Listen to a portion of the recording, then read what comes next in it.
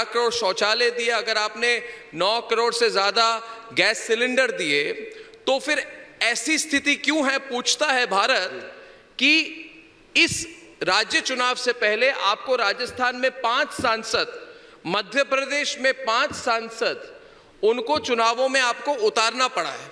और कांग्रेस कह रही है, कटाक्ष कर रही है कि बीजेपी को डर लग रहा है, वो नर्वस हो रही है, उनको लग रही है उनके हाथ से इलेक्शन निकल रहे हैं, माहौल बदल रहा है, इसलिए ये सब हो रहा है। आपको क्या लगता है? अनुराग जी जरा क्लियरली जवाब दें मुझे प्लीज। अनुराग जी। मैं कांग्रेस के इस बयान पे हंस ही सकता हूं। कांग्रेस एक परिवार की पार्टी हो सकती, भारतीय जनता पार्टी कार्यकर्ताओं की पार्टी है। जिस कार्यकर्ता को जिस भूमिका को निभाने के लिए कहा जाता है वो निभाता है। जो कभी सांसद बनने का सपना नहीं देखता था वो भी सांसद बनता है, और कोई सांसद के बाद किसी को विधानसभा का चुनाव लड़ने के लिए कहा जाता है तो वो करता है। कोई सिटिंग मुख्यमंत्री अगर एक कार्यकर्ता के रूप में वापस काम करना चाहता है तो अपना इस्तीफा भी खुशी खुशी देता है। इसलिए मैं आपसे कहना चाहता हूं, ये कार्यकर्ताओं की पार्टी है, जो संगठन तय करता है, जो नेतृत्व तय करता है वही करते हैं। और हमारे पास तो ऑप्शन है, कांग्रेस के पास तो ऑप्शन ही नहीं है। मध्य प्रदेश, राजस्थान में सांसद ही कहां है? जनता ने इनका पत्ता साफ कर दिया था वहां पे। अनुराग जी, एक मैप दिखाया जाता है, एक मैप ऑफ इंडिया, और ये लुटियन की मीडिया बहुत दिखाती है। वो कहती है कि जी हां, नरेंद्र मोदी बहुत लोकप्रिय हैं, लोकप्रिय नेता हैं, उस पर कोई दो राय नहीं है। मगर वो एक मैप दिखाते हैं और उस मैप में 2017 में वो कहते हैं कि भारत की 78% इलाका, अगर इन टर्म्स ऑफ एरिया देखा जाए, 78% of the land mass of India ये बीजेपी का कब्जा था। और वो कहते हैं कि देखिए 2023 तक आते आते आज सिर्फ 33 से 35% इलाके पर बीजेपी का कब्जा है। और इस पर ये विश्लेषण करते हैं कि इससे ये प्रूव हो जाता है कि बीजेपी राज्यों में सिकुड़ता जा रहा है। आपका इस पर क्या कहना है? राज्यों में क्या बीजेपी सिकुड़ता जा रहा है, कंट्रोल कम हो रही है राज्य सरकारों पर? मैं इतना ही कहूंगा, आपने एक सवाल इससे पहले भी पूछा था, आपको मेरी उस समय आवाज नहीं आई जी। आपने कहा था क्या ये सेमीफाइनल है जी, तो मैं दोनों का मिला के उत्तर इकट्ठा ही कर देता हूं। पहली बात तो हर चुनाव स्थानीय मुद्दों पर लड़ा जाता है। पंचायत का चुनाव हो, जिला परिषद का चुनाव हो, नगर पालिका का चुनाव हो, विधानसभा का चुनाव हो, और लोकसभा का चुनाव भी अलग मुद्दों पर लड़ा जाता है। अब 2017 के बाद 2018 में मध्य प्रदेश, छत्तीसगढ़, राजस्थान, तेलंगाना हम लोग हारे, लेकिन 2019 में 300 से ज्यादा सीटें जीतकर हमारी सरकार केंद्र में बनी। तो मैं ये कहना चाहता हूं, हर चुनाव एक तो अलग से देखा जाए, कोई सेमीफाइनल फाइनल नहीं होता। हम हर चुनाव को गंभीरता से लड़ते हैं और जीतने की स्थिति में आए इसीलिए लड़ते हैं। दूसरा मैं आपसे कहना चाहता हूं, ये कोई भी राज्यों के चुनाव होंगे, आप 78% से 33% की बात करें, कांग्रेस कभी 400 सीटों वाली पार्टी थी, आज वो 40 सीटें लोकसभा में जीत कर नहीं आ पाती है। तो चुनाव के बाद परिस्थितियां बदलती हैं। हम अगले 5 चुनावों के राज्यों में जीतेंगे तो हमारा अपने आप ही परसेंटेज बढ़ जाएगा।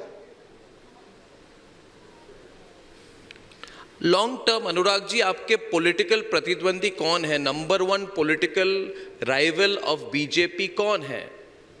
कांग्रेस या आम आदमी पार्टी? लॉन्ग टर्म, मैं आज की बात नहीं कर रहा, आज से 4-5 साल बाद। आप तो युवा नेता हैं, मगर आपको लॉन्ग टर्म पॉलिटिकल राइवल आपके कौन हैं?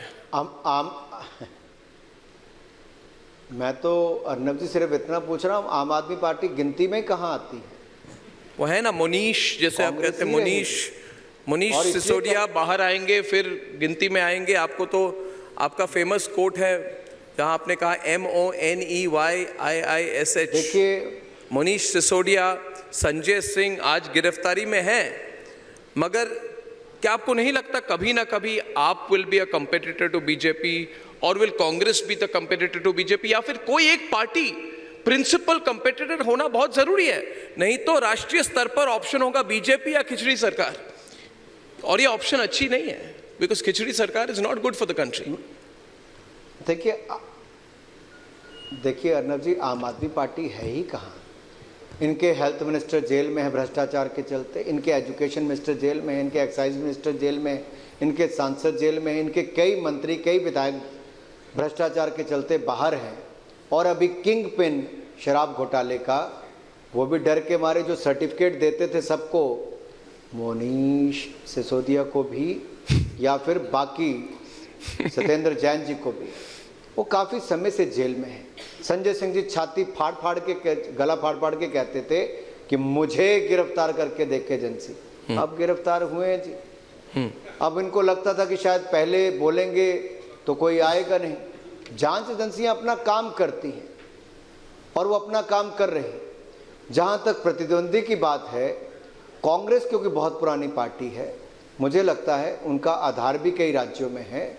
हमारे मुख्य प्रतिद्वंदी वही रहने वाले हैं, लेकिन कांग्रेस का अपने दम पे कुछ नहीं। उत्तर प्रदेश में कहीं नहीं खड़े होते, बिहार में कहीं नहीं है, पश्चिम बंगाल में ममता जी की परमिशन लेकर राहुल गांधी जी को वहाँ जाना पड़ता है। ऐसी तो इस पार्टी की हालत है। तमिलनाडु में कहीं नहीं है, तो बेचारे करेंगे क्या ये? पर अभी सीट एडजस्टमेंट करेंगे अनुराग जी, वो कह रहे हैं हम सीट एडजस्टमेंट्स करेंगे, हम प्री पोल अलायंस करेंगे, हम एडजस्टमेंट करेंगे, क्योंकि बड़ा चैलेंज है किसी तरह से। आपने अखिलेश यादव जी का बयान देख ही लिया, आपने अखिलेश यादव जी के बयान देख ही लिए। और मैं बहुत पहले कहता था कि जैसे जैसे चुनाव आते जाएंगे इनका टकराव आपस में शुरू होगा। ना इनकी विचारधारा एक जैसी है, ना नीतियां हैं, और मैं तो कहूँगा ना नेता है और ना नीति है, और नीयत में भी खोट है। अनुराग जी देखिए, infrastructure, foreign policy, defence policy हो, इन सब पर लोग आपका समर्थन करते हैं। आपकी उपलब्धियां से एक फील गुड फैक्टर देश में तो बढ़ा है। मोदी सरकार की उपलब्धियां सीना चौड़ा कर देती है, लेकिन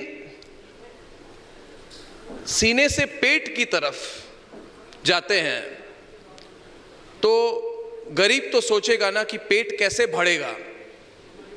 और पेट भरने के लिए जो आप रेवड़ी कहते हैं, दूसरी पार्टियां फ्रीबीज कहते हैं, ये बहुत पॉपुलर हो चुके हैं। आप एक्सेप्ट करें नहीं करें, इंटेलेक्चुअल क्लास इसको एक्सेप्ट करें नहीं करें, ये बहुत पॉपुलर हो चुकी है। इसीलिए एक तरफ है आइडियोलॉजी, हिंदुत्व, नेशनल डेवलपमेंट जैसे इश्यूज, पाकिस्तान पॉलिसी, यूक्रेन के सिचुएशन पर हमारा क्या स्टैंड था, नरेंद्र मोदी जी के अंतर्राष्ट्रीय स्तर पर जो हमारा आज स्टैंडिंग, हमारी जो स्टैंडिंग है एक तरफ है, और दूसरी तरफ है रेवड़ी, फ्रीबी, गरीब जो चाहते हैं जनता जितना फ्री में मिले। इसको कैसे काउंटर कर सकते हैं? क्योंकि आपकी पॉलिसीज हमेशा मोस्ट पॉपुलर पॉलिसीज नहीं होंगी। आपने ठीक सवाल उठाया अर्नब जी। मैं इतना ही कहूँगा, आप हिमाचल प्रदेश का उदाहरण मैं आपके सामने रखता हूँ। वायदे किए 1500 रुपये महिला को देंगे, दिया क्या? साल सरकार को होने जा रहा है, 1500 रुपये प्रति महीना देना था। बहनें इंतजार करती, हर घर में जो 3 महिलाएं हैं, तो उनको एक एक को अब तक अगर पूरे परिवार का गिनूं तो 10 महीनों में मिलाकर 45,000 रुपये मिल जाना चाहिए था। 1 रुपया नहीं मिला है। उनके बिजली के बिल माफ होने थे, नहीं हुए हैं। उनसे 10 गारंटियां दी थी, फेल हो गई कांग्रेस की गारंटियां। कहा था गोबर खरीदेंगे 2 रुपये किलो, 1 किलो आज तक खरीद नहीं पाए, जबकि लाखों किलो खरीदना था। मैं इसलिए कह रहा हूं, ये चुनावों के पहले जो फर्जी वायदे करते हैं, गारंटी देते हैं, इनकी गारंटियां पूरी तरह से फेल हो गई हैं। और मैं तो चाहूंगा, आपने मुझे अच्छा हुआ एक हिंट दिया है कि इनका मुझे कहीं ना कहीं पर्दाफाश भी करना चाहिए, क्योंकि ये झूठ जो बोलते हैं चुनावों से पहले। मान लीजिए अब छत्तीसगढ़ राजस्थान है, यहाँ कहा था बेरोजगारों को बेरोजगारी भत्ता देंगे, नहीं दिया। कहा था 10 लाख लोगों को रोजगार देंगे, नहीं दिया। इन्होंने कहा था किसानों के कर्जे माफ करेंगे, नहीं किए। अभी राहुल गांधी जी 2018 में कह गए थे, वहां भी नहीं किया। हिमाचल में कह गए, वहां पे भी नहीं किया। तो इनकी गारंटियां तो बार बार फेल हो रही हैं। लेकिन वहां की जनता वोट देने से पहले, आपने ठीक कहा, शायद कुछ लोगों को लगता है कि इससे हमारा कुछ समय के लिए भला हो जाएगा, लेकिन लंबे समय तक वो राज्य भी निपट जाता है जी और देश को भी उसका नुकसान होता है। लास्ट में अंतिम मैं अपने एक पॉइंट ऑफ व्यू रखना चाहता हूँ आपके सामने, अगर अनुमति हो अनुराग जी। तो आप तो क्रिकेट प्रेमी हैं, आप बीसीसीआई में रहे हैं जी। और वर्ल्ड कप चल रहा है, तो एक कमेंट पता नहीं हमारे दर्शकों ने इसके बारे में सुना था कि नहीं, एक बहुत बड़े अपने आप सेल्फ स्टाइल्ड इंटेलेक्चुअल है लेफ्ट ब्रिगेड के, इन्होंने कहा अंग्रेजी में, there is too much nationalism in the country. देश में बहुत ज़्यादा राष्ट्रवाद हो रहा है और मुझे लगता है कि इंडिया को वर्ल्ड कप नहीं जीतना चाहिए। We should not win the world cup because it will increase nationalism in the country. ये मैं मेकअप करके नहीं कह रहा, उन्होंने कहा कि इतना ज़्यादा राष्ट्रवाद हो रहा है और अगर इंडिया वर्ल्ड कप जीत जाए तो और ज़्यादा राष्ट्रवाद हो जाएगा। ये माहौल है, ये माहौल है, एक्चुअली ये स्टेटमेंट की गई थी। तो ये सम्मेलन तो राष्ट्र सर्वोपरि पर ही केंद्रित है, ये चैनल, ये पूरा नेटवर्क सिर्फ राष्ट्र सर्वोपरि पर विश्वास करता है, नेशन फर्स्ट। इस पर मुझे लगता है अनुराग जी, मैं कहता हूं हो जाए नेशनलिज्म, लोग कहते हैं ultra nationalism, I said let there be ultra nationalism. Nationalism की कोई सीमा नहीं होनी चाहिए। मगर इस पर आपका क्या कहना है, जो लोग डरते हैं राष्ट्रवाद से और इसको अलग तरीके के प्रेजेंट करने की कोशिश करते हैं, इस पर आप क्या कहना चाहेंगे टुवर्ड्स द एंड? जी मैं इतना ही कहूँगा, जो लोग भारत को राष्ट्रीय ही नहीं मानते, आप उनसे राष्ट्रवाद की उम्मीद कहाँ करके बैठे? जी, जो भारत के हित में 1962 के युद्ध में भी खड़े नहीं हुए जब चीन ने अतिक्रमण किया था और वो कुछ और भाषा बोलते थे, वो आज भारत की जीत कैसे देख सकते हैं? ये वो लोग हैं, खाते तो यहाँ हैं, गुणगान किसी और का करते हैं, लेकिन इनके कहने से ना भारत रुकने वाला ना थकने वाला है। चाहे वो रिपब्लिक भारत हो या भारतीय क्रिकेट टीम हो, ये रुकेंगे भी नहीं, जीत कर ही रहेंगे। अरे फैंटास्टिक अनुराग जी, बहुत बहुत धन्यवाद। बहुत बिजी शेड्यूल है आपका, मगर आपने आज समय दिया तो बहुत अच्छा लगा। सारे दर्शकों की ओर से थैंक यू वेरी मच। मेरा क्षमा चाहता हूँ, मेरा 15 मिनट के बाद प्रधानमंत्री जी ने आना है। जी बिल्कुल, धन्यवाद। बिल्कुल, क्योंकि बिल्कुल। अभी नेशनल गेम्स का उद्घाटन होना है, माननीय प्रधानमंत्री जी आने वाले हैं जी। लेकिन आप सभी के दर्शकों का भी बहुत धन्यवाद। क्षमा चाहता हूँ, पर्सनली नहीं रह पाया। बहुत बहुत धन्यवाद। बहुत बहुत धन्यवाद अनुराग ठाकुर जी, धन्यवाद, थैंक यू। शुक्रिया करना